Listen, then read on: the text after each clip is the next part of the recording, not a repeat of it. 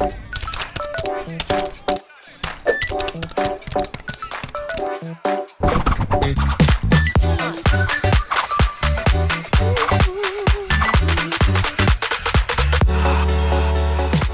I'm Steve Halasnik. Something happened this week at work, and I thought it was kind of interesting and new. I've been running my own companies for 25 years, and sometimes, you overlook a few things. And, my business and partner and I were kind of going through, what else we could kind of do with one of our companies. And, he kind of brought up the idea of our price again, which is something he's brought up before us in the past. And whenever he's brought it up, I kind of always, push back on it. And there's a multitude of reasons why. One of them is that I'm the one who's always interfacing with our clients. And so I kind of hear firsthand, what they're saying and what they're, well, in most cases, sometimes I have a sales rep, sometimes I'm doing it. So I kind of get a feel for why they turn us down. And so when he kind of said, I think we should be doing something with our price, I was kind of against it again. And I gave him all my reasonings. And I also, thought back at the time where, 30 years ago, I first started my career. I worked for Xerox Corporation, and I worked there for 8 years, and I was one of their top sales reps. And in 30 years ago, Xerox was, for those of you who don't know them, they were the Google of their time, like the reputation. They hired really good people, and they really provide lots of training. And their sales force was really recognized. I think they had about 5,000 salespeople. They're really recognized as being one of the best sales forces in the country. And, when I was first starting there, Xerox had always given you a certain margin that you can kind of play with. If you sold at a higher margin, you got paid more commission. If you sold at a lower margin, you got paid less commission. And one of the things I really, really saw was the people who were really bad at sales would try to sell at the lowest margin they could. And the people who were really good at sales would sell at the highest margin they could. And when I really kind of dove into this, what I really found is the people who sell at a higher price, they sell the other tangible assets or other tangible value of the product or the service.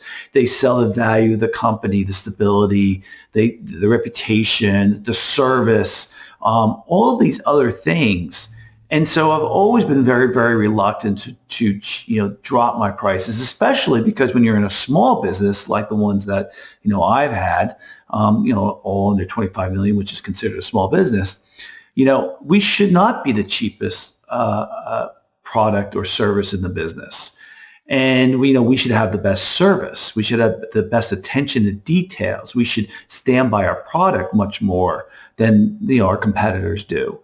And so I was, kind of pushing back at him, and I also, ran a lot of data analysis to show him our CRM system, what the reason was why these people who didn't go with us kind of didn't go. But then he came up with a good alternative that I thought was very, very interesting, and it actually got me excited. And the idea was, let's take the next 20 clients, and half of them will give them the cheaper price, and the other half will give them the price that we've always charged.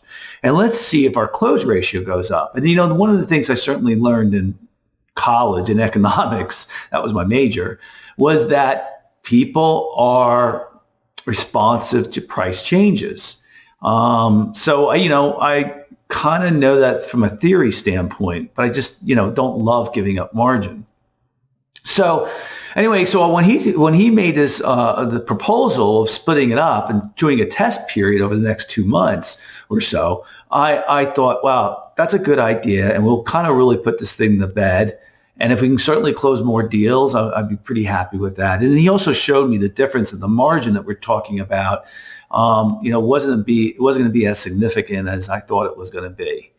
So not only did that get me excited about the pricing, but I also started to think, what else part of my business have I not made any changes with? Because for pricing, we really haven't made any changes in years.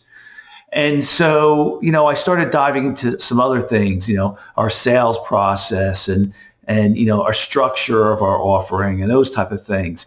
And so it kind of gave me some extra juice to kind of really kind of dig into a couple things that I thought, I could kind of look at again that kind of have been overlooked.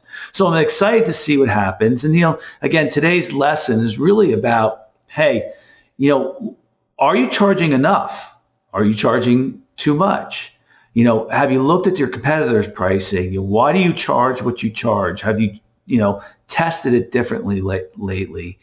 So, I'm excited to see what happens, and we'll see what happens in 2 months. We'll see who's right, me or my business partner. Hopefully he's right, because that way we'll sell more of our product. Everybody have a great day. Stay safe.